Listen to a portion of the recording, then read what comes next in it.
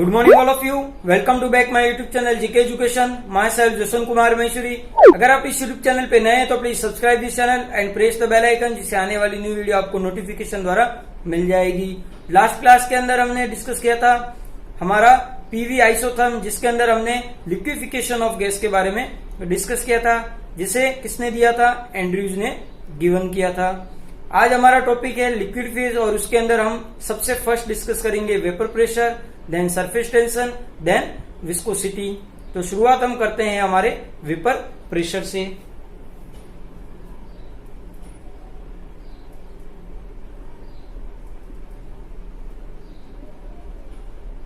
Vapour pressure क्या होता है? तो सर हम पढ़ तो लिक्विड रहे हैं, लेकिन ये वेपर प्रेशर कहां से आ गया? तो देखो क्या होता है कि व्हेन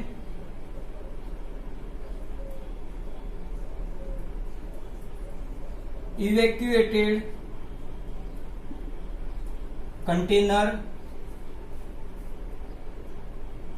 partially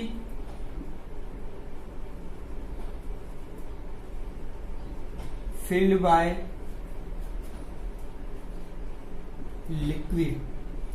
evacuated कंटेनर है ये, उसे partially filled by liquid. Suppose करो कि ये हमारा कंटेनर है, ठीक है।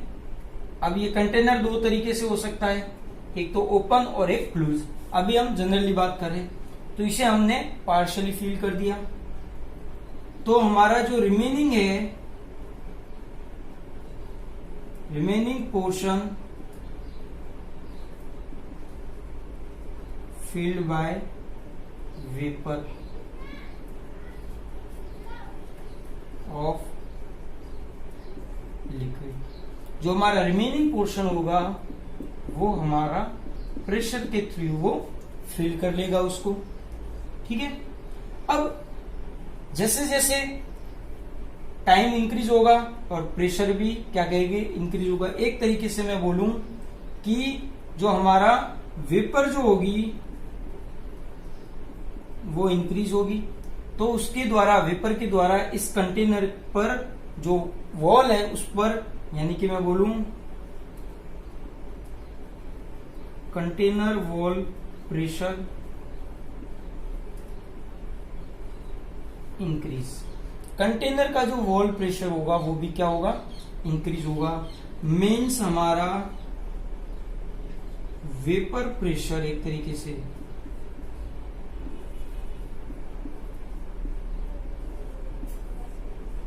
इंक्रीज होगा, ठीक है।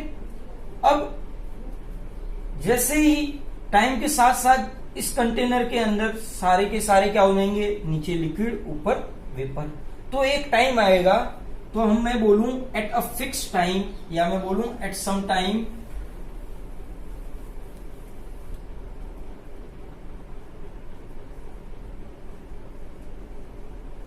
After some time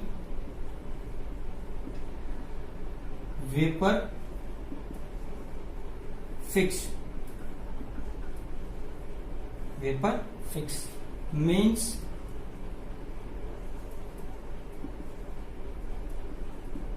equilibrium in vapour and liquid. Liquid और वेपर के अंदर क्या हो जाएगा? इक्विलिब्रियम। यानी कि अब जो हमारा वेपर प्रेशर होगा वो हमारा क्या हो गया? Fix. This condition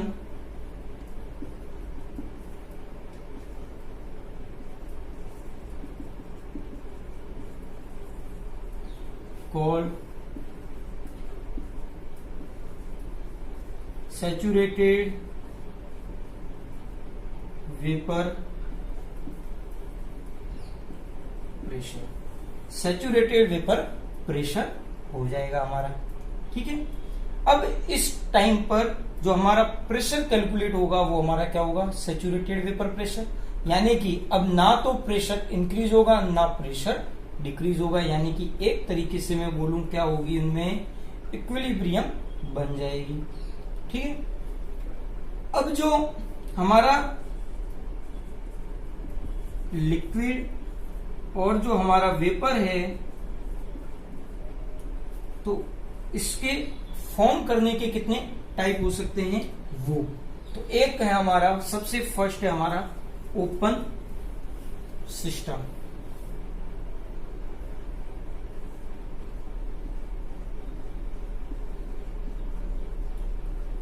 open system. अब देखो ये है हमारा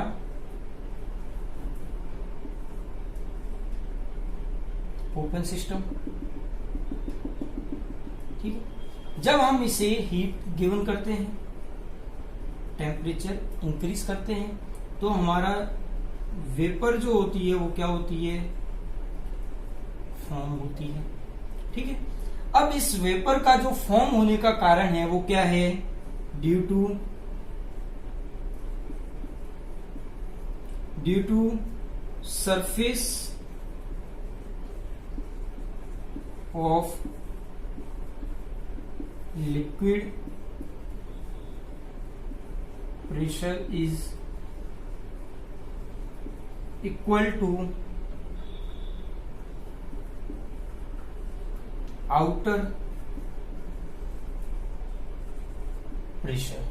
कहने का मीन्स ये हमारा P ऑफ आउट है और हमारा ये P क्या है, लिक्विड। जब ये दोनों इक्वल हो जाते हैं, ये दोनों इक्वल हो जाते हैं तो हमारा वेपर का क्या होता है, फॉर्मेशन होता है।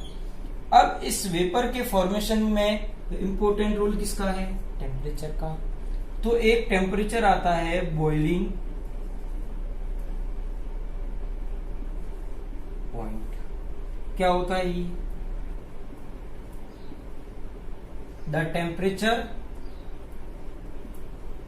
Eight which vapour pressure is equal to outer pressure, वो हमारा क्या होता है, बॉइलिंग पॉइंट, ठीक है। तो ये हमारा बॉइलिंग पॉइंट की टर्मिनोलॉजी। फिर हमें एक क्वेश्चन पूछ लिया जाता है कि हायर एल्टीट्यूड के ऊपर कि जो हमारा प्रेशर होता है, देखो जैसे जैसे हम हायर एल्टीट्यूड यानी कि पहाड़ों वगैरह पर जाते हैं तो वहां पर जो पी आउट होता है वो क्या होता है, डिक्रीज हो जाता है हमारा। ये जैसे डिक्रीज हो जाता है तो इसको जो हमें गिवन करना है, यानी कि गिवन टेम्परेचर जो होगा वो क्या हो जाएगा, हमारा बहुत ही लो हो जाएगा। और यही कारण है कि प्रेशर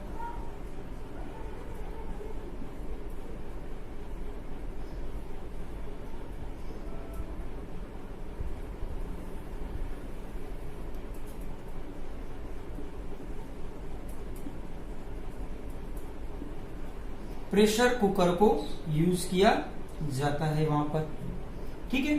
अब प्रेशर कुकर को यूज किया जाएगा, यानी कि वो जो होगा प्रेशर कुकर वो एक तरीके से मैं बोलूं क्लोज सिस्टम की टाइप काम करेगा।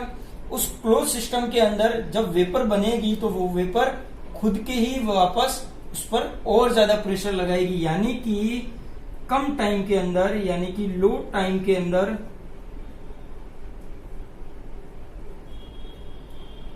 जो हमारा फूड होगा वो रेडी हो जाएगा, ठीक है। फिर एक हमारा होता है अगर मैं बोलूं हॉस्पिटल,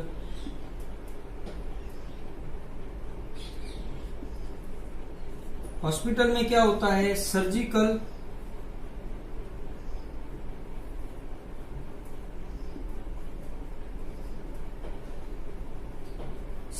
जो इंस्ट्रूमेंट है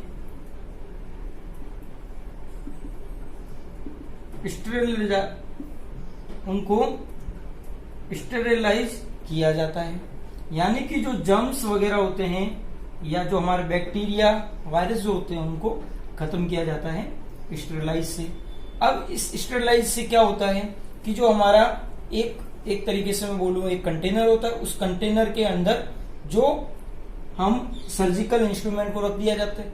उस सर्जिकल इंस्ट्रूमेंट के अंदर जो हमारा लिक्विड होता है उस लिक्विड को नीचे की तरफ और उसके ऊपर इंस्ट्रूमेंट रहते हैं और बीच के अंदर एक परत रहती है जिसके अंदर से हमारी वेपर जो होती है वो क्या होती है, पास आउट होती है। और इस वेपर के पास आउट होने से वो वेपर बहुत ज्यादा गर्म होती है और गर्म होने से वो बैक्टीरिया और जर्म्स को वहीं पर किल कर देती है।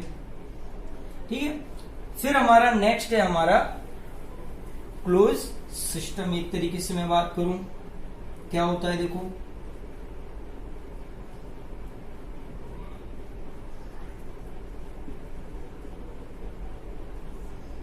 क्लोज सिस्टम, ये हमारा हो गया क्लोज सिस्टम।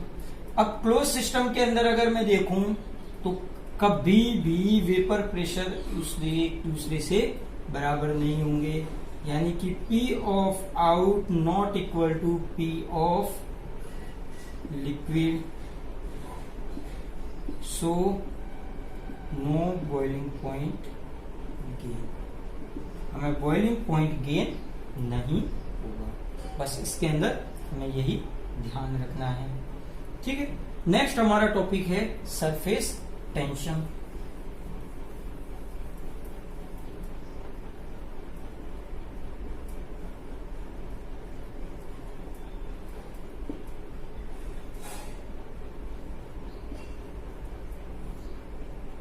सरफेस टेंशन क्या है, जो लिक्विड होता है, लिक्विड अपने सरफेस एरिया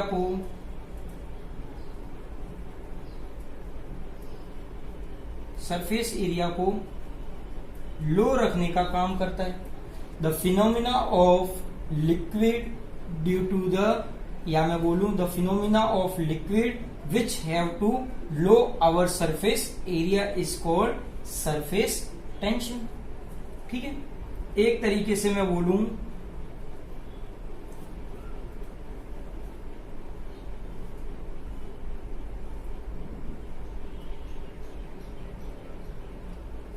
ये हमारा कोई पार्टिकल है लिक्विड के अंदर। ठीक है, अब इस लिक्विड के अंदर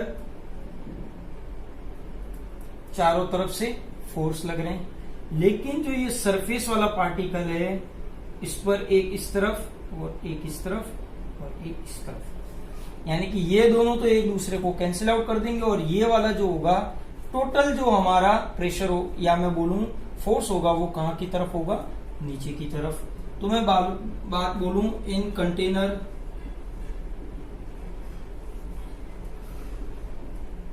इनर मॉलिक्यूल्स नो फोर्स, कोई फोर्स नहीं होता है, but surface molecules force lower side because the upper side no molecules।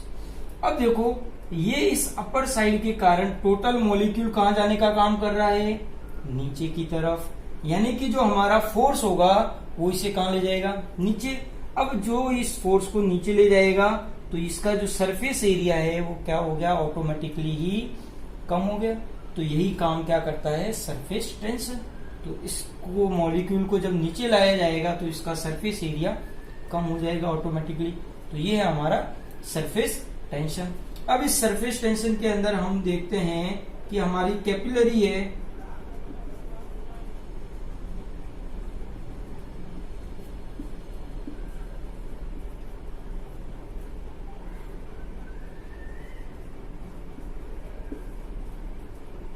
Capillary जो ट्यूब है, ठीक है, rise water due to surface tension. फिर हमारा अगर मैं बोलूं मोइस्ट सोइल जो है उसके अंदर जो हमारा लिक्विड होता है ड्यू टू सरफेस टेंशन। ठीक है, अब एक तरीके से मैं बात करूं तो जो हमारा सरफेस टेंशन है वो एक तरीके का क्या है, अट्रैक्शन फोर्स है, attraction force in molecules. Molecules के अंदर वो क्या है, अट्रैक्शन फोर्स है। अब जैसे मैं टेम्परेचर को इंक्रीज करूंगा तो हमारा जो काइनेटिक एनर्जी होगी वो क्या होगी, इंक्रीज होगी। और काइनेटिक एनर्जी इंक्रीज होगी तो अट्रैक्शन फोर्स क्या होगा हमारा,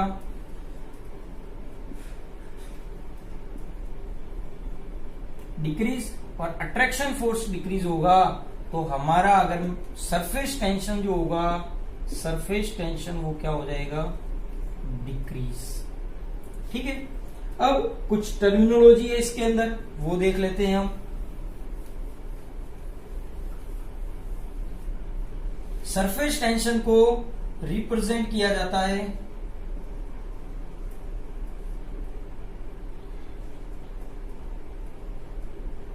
गामा से। ठीक है, गामा से इसे रिप्रेजेंट किया जाता है। फिर एक टर्मिनोलॉजी है सरफेस एनर्जी।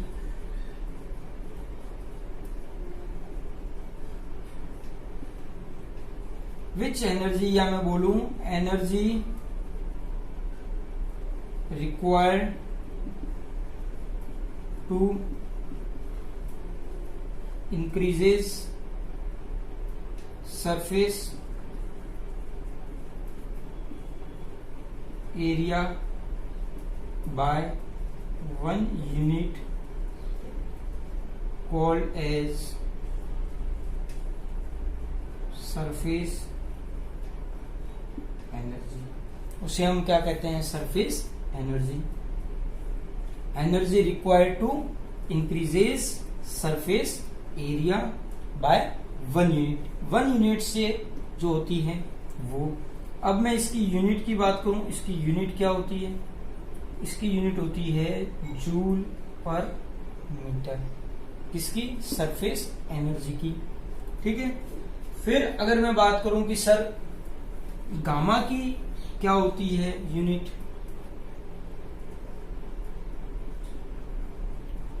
न्यूटन पर मीटर। ये होती है हमारी SI यूनिट। और डाइंस होती है हमारी CGS यूनिट। ठीक है, तो ये है हमारा surface tension.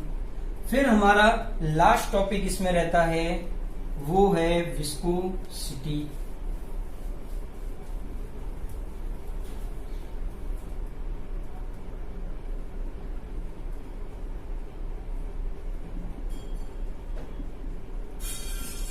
Viscosity, the phenomena of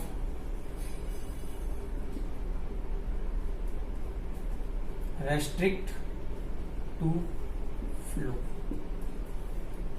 flow को रेस्ट्रिक्ट करने वाला फिनोमिना क्या होता है हमारा, विस्कोसिटी।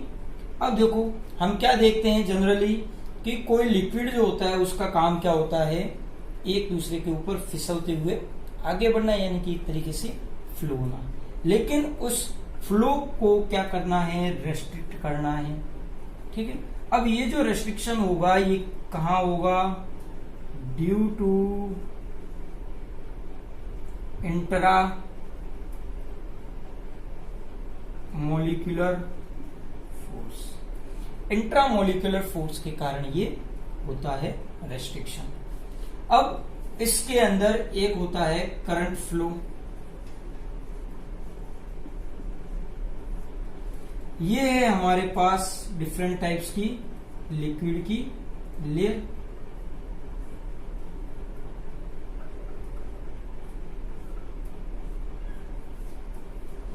ये हमारी कोई सरफेस है।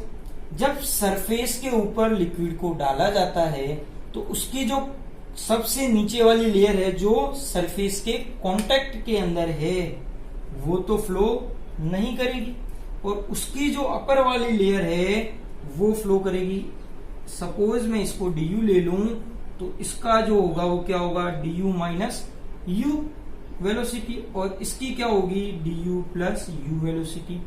ये वेलोसिटी जैसे जैसे सरफेस से उसकी लेयर की जो अगर मैं बोलूं सरफेस की उसकी लेयर से डिस्टेंस इंक्रीज होगी तो उसकी वेलोसिटी भी इंक्रीज होगी। तो करंट फ्लो में क्या होता है, when a liquid is flow on surface then contact layer of liquid is not move। कहने का वो इन दोनों की तुलना में बहुत बहुत कम, एक तरीके से मैं बोलूं तो negligible. Liquid is not move but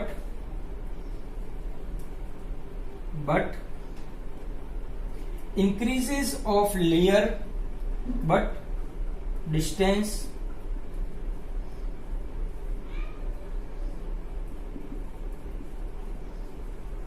increases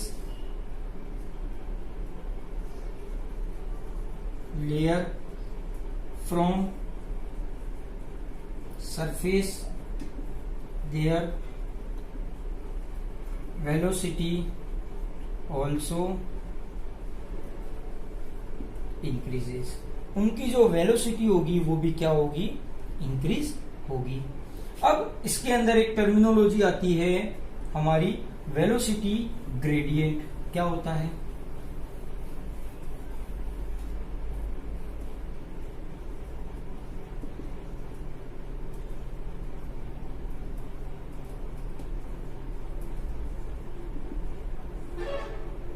velocity gradient क्या होता है कि change in velocity divided by हमारा क्या डिस्टेंस है वो, ये होती है हमारी du अपॉन dz। और जो हमारा फोर्स जो होता है वो फोर्स क्या होता है, या मैं बोलूं F is equal to a dot du upon dz, area of contact in surface.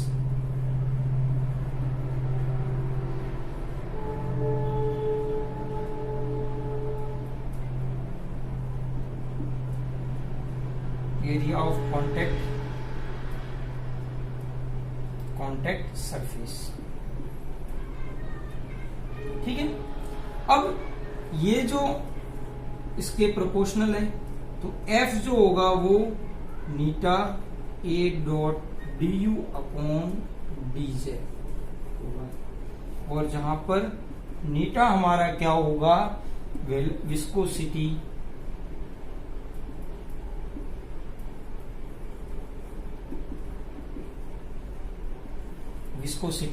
Coefficient होगा हमारा नीटा। तो ये है हमारा विस्कोसिटी। ठीक है, तो आज के लिए यहीं तक, और इसी के साथ हमारा चैप्टर भी कंप्लीट होता है। अब कुछ क्वेश्चंस रहते हैं जिन्हें हम बाद में डिस्कस कर लेंगे।